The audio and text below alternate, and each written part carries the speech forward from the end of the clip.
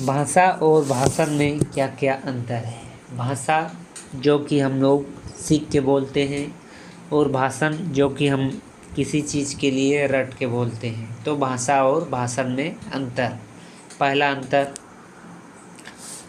अंतर भाषा में हम शब्दों को सुनकर जो कुछ सीखते हैं वह भाषा कहते हैं। किसी भी शब्दों को हम लोग सुनकर या पढ़कर सीखते हैं उसे भाषा कहते हैं। और भाषण को सीखकर जो हम बोलते हैं वह भाषण है। किसी भी चीज़ को हम भाषा को सीखकर या रट कर बोलते हैं उसे हम भाषण कहते हैं।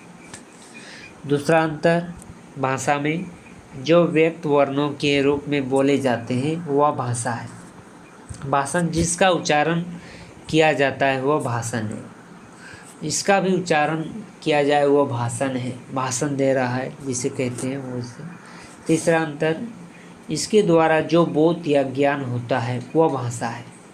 भाषा के द्वारा बोध या ज्ञान होता है उसे भाषा कहते हैं। तीसरा में है भाषण में वाक या भाषा के प्रकाशन का माध्यम है। जैसे कि भाषण के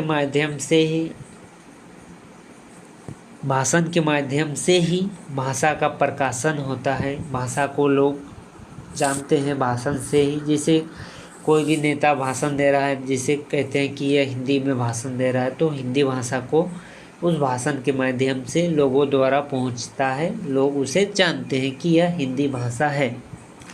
चौथा अंतर, श्रवण के द्वारा जो हमें ज्ञान होता है। जैसे कि श्रवण मतलब सुनकर जो ज्ञान होता है उसे भाषा कहते हैं। और भाषण में जो कुछ हमें बोलते और सुनते हैं वो भाषण है। जैसे कि हम लोग बोलते हैं तो वह भाषण हो गया है, और जो हम सुनते हैं वह भी भाषण सुनते हैं। पांचवा अंतर, भाषा ज्ञान की समृद्ध है। भाषा ज्ञान की समृद्ध है और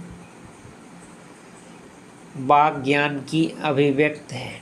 जैसे कि भाषण से ज्ञान की अभिव्यक्त होता है किसी के सामने। छठा अंतर, भाषा सूक्ष्म है।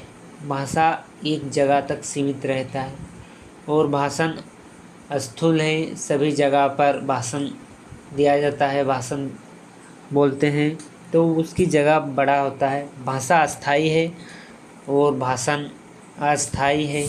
इसे हर जगह बोला जा सकता है।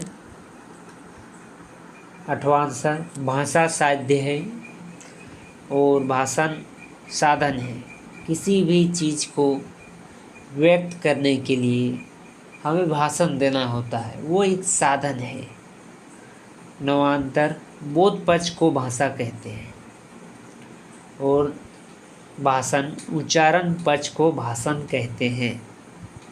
10वां, ज्ञान भाषा है और 10वां भाषा का प्रकाशन वाक है।